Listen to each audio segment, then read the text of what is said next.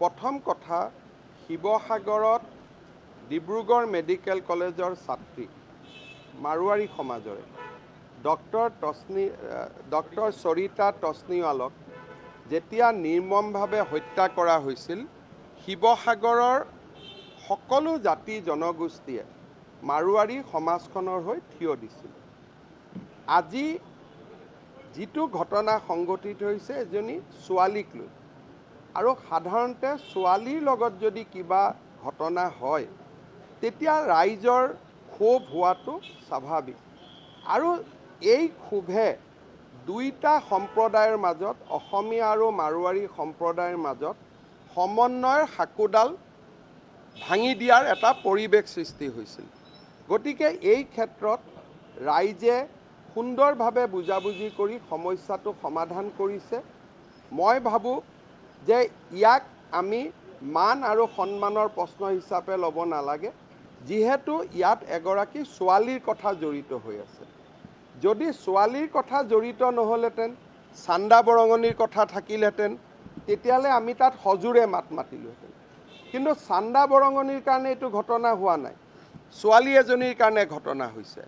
আৰু শিৱসাগৰৰ অসমীয়া সমাজখনে মাৰোৱাৰী সমাজৰ ছোৱালী এজনীৰ লগতো যেতিয়া দুৰ্ঘটনা হৈছিল, তেওঁলোকৰ লগতো অসমীয়া সমাজখন থিয় দিছিলে। গতিকে এইটো প্ৰতিষ্ঠাৰ যুদ্ধ নহয়, ছোৱালী এগৰাকীৰ প্ৰতি হোৱা অন্যায়ৰ বিৰুদ্ধে হোৱা ক্ষোভক আমি প্ৰশমন কৰিব চেষ্টা কৰিছোঁ। গতিকে এই বিষয়টোক আপোনালোকে যদি আঁঠু কাঢ়িলে, আঁঠু কাৰ ওচৰত কাঢ়িছে? ৰাইজৰ ওচৰত। ৰাইজতকৈতো ডাঙৰ কোনো নাই। গতিকে ই কোনো প্ৰতিষ্ঠাৰ বিষয় নহয়।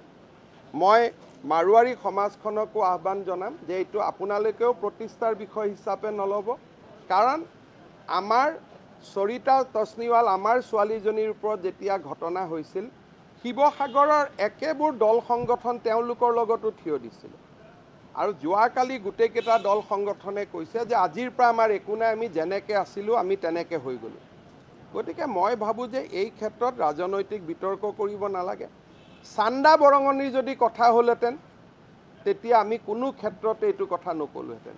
কিন্তু ছোৱালী, অসমীয়া হওক, মাৰোৱাৰী হওক, হিন্দু হওক, মুছলমান হওক, ছোৱালী এজনীৰ যেতিয়া প্ৰতিষ্ঠা বা তেওঁৰ সন্মানৰ কথা আহে, তেতিয়া আমি মনত একো ভাৱ ৰাখিব নালাগে। এনেকুৱা ঘটনাত যদি কোনোবাই ক'লেহেঁতেন মুখ্যমন্ত্ৰীজনৰ আঁঠু কাঢ়ি দিয়ক, তো ময়ো আঁঠু কাঢ়ি দিলোঁহেঁতেন।